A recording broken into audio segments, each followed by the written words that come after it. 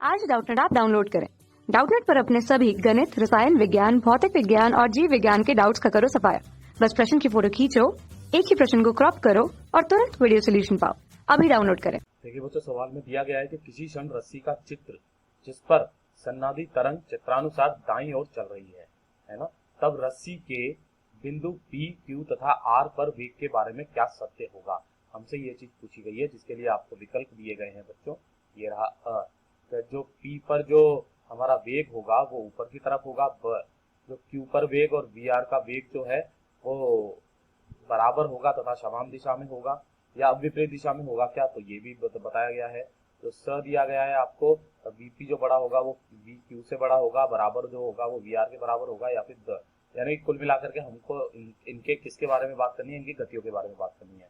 तो देखिए ध्यान से, हमारे पास में यहाँ पर कुछ एक ग्राफ दिए गए हैं।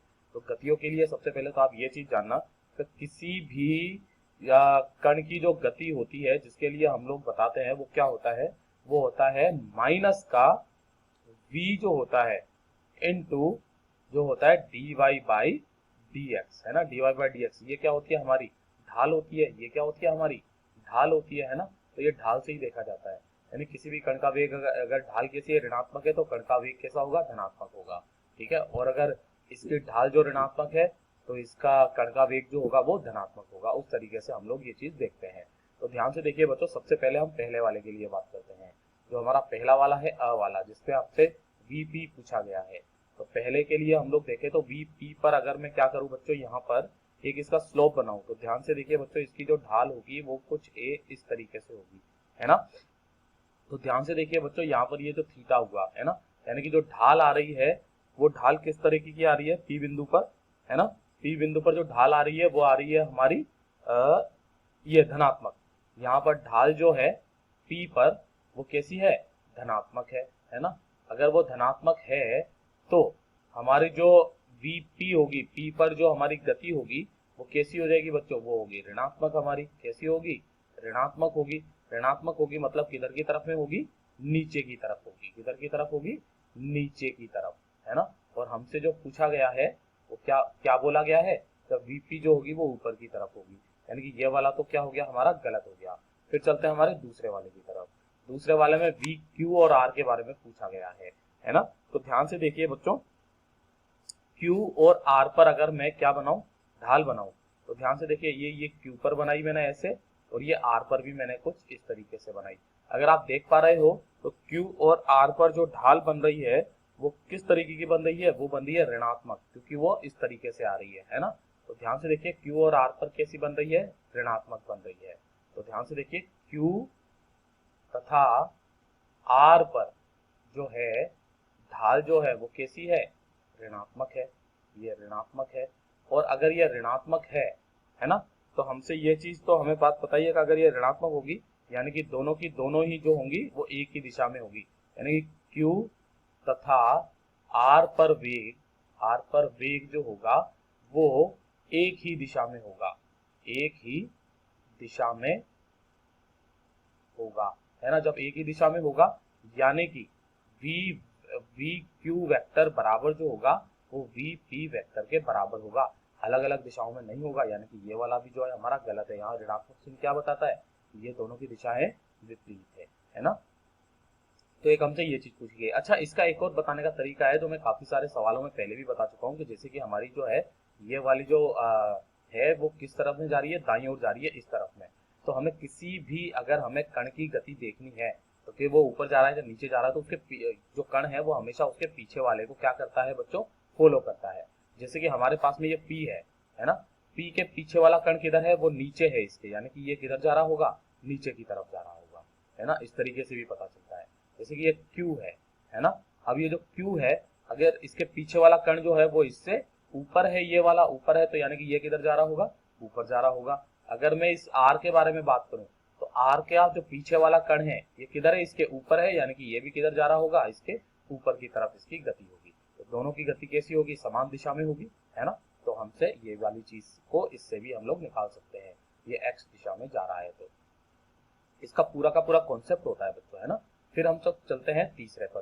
तो Vp जो होगा वो बड़ा होगा क्या, Vq से, जो बराबर होगा Vr के। तो ध्यान से देखिए, हाँ, क्यू और आर, हाँ तो जो या पी नहीं है बेटा, यहाँ पर आर है ना, ये आर है बच्चों। तो हमें देखिए एक तो पता चल गया कि वी क्यू जो होगा वो वी आर के बराबर होगा, यानी कि वी क्यू जो होगा वो वी आर के बराबर होगा, लेकिन क्या वी पी से बड़ा होगा, है ना। तो ध्यान से देखिए, क्या वो वी पी से क्या छोटा होगा क्या? तो ध्यान से देखिए बच्चों, ये वाला जो है ये नीचे की तरफ में आ रहा है, ये वाला जो है वो ऊपर की तरफ में आ रहा है। तो ध्यान से देखिए, सबसे पहले तो हम लोग तीसरे के लिए निकालते हैं, भाई बाद वाला तो सही है, अब वीपी को वी क्यू से बड़ा बताना है। तो ध्यान से देखिए, अगर मैं क्यू और आर जो है, हम लोग यहाँ पर क्या देख रहे हैं ध्यान से, क्यू और जो आर है, ये क्यू है और एक ये आर है ना, ये क्या है, ये एक ही दूरी पर है, ये देखिए ध्यान से, ये समान दूरी पर है। इधर से भी देखेंगे तो भी ये समान दूरी पर है। अगर ये समान दूरी पर है ना, तब ध्यान से देखो बच्चा, तो जो y एक्स पर जो इसका ढाल होगा, है ना, यानी कि जो ये है, यहां से हमें ये तो पता चल रहा है कि क्यू वी क्यू बराबर जो होगा वो वी आर होगा, ये वाली चीज तो हमें पता चल गया, है ना। अब हम ध्यान से देखें कि जो पॉइंट P है हमारा, जो बिंदु P है, P पर जो हमारा ढाल आ रहा है, ध्यान से देखिए, इस पर जो ढाल आ रहा है वो है ये थीटा, है ना, ये वाला, और जो इस पर ढाल आ रहा है ये इस तरीके से, वो ये है ना। तो ध्यान से मैं इसको एक बार मिटा करके वापस पूरा सब कुछ ही बता देता हूँ। ध्यान से देखिए, इन दोनों पर ढाल का मान तो कैसा है, समान है। अगर मैंने इस पर ढाल बनाया क्यू पर, तो ये आ रहा है थीटा, है ना, और अगर मैं इस पर ढाल बना रहा हूं तो इसके लिए जो थीटा है वो ज्यादा है, यानी कि थीटा पी ज्यादा है थीटा क्यू से, है ना। यानी कि जिसके लिए ढाल ज्यादा उसकी क्या होगा, गति भी ज्यादा होती है। गति क्या मतलब कि वेग जो है वो भी ज्यादा होता है, क्योंकि वेग बराबर क्या होता है, वो होता है dy बटे dx, यानी कि, और जो ढाल होती है वो होता है हमारा tan थीटा बराबर dy बटे dx, है ना। थीटा जितना ज्यादा होगा dy बाई dx भी उतना ही ज्यादा होगा, है ना, और वेग भी क्या होगा, उतना ही ज्यादा होगा। यानी कि vq पर ढाल ज्यादा है ना, कि ढाल जो होगा कहां पर, q पर, वो बड़ा होगा किससे, ढाल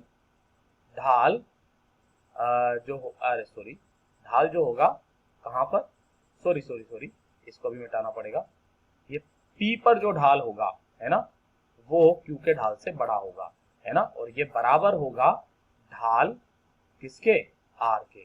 तो यहां से अगर मैं गति के बारे में लिखूं तो जो Vp होगा वो बड़ा होगा VQ से, और VQ जो बराबर होगा वो होगा VR के।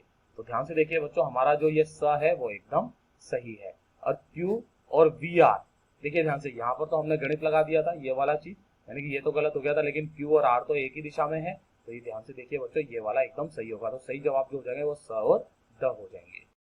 कक्षा 6 से 12वीं से लेकर नीट, IIT, JEE वो एडवांस के लेवल तक 1 करोड़ से ज्यादा छात्रों का भरोसा। आज ही डाउनलोड करें डाउटनेट ऐप या व्हाट्सएप करें अपने सारे डाउट्स 8400 400 400 पर।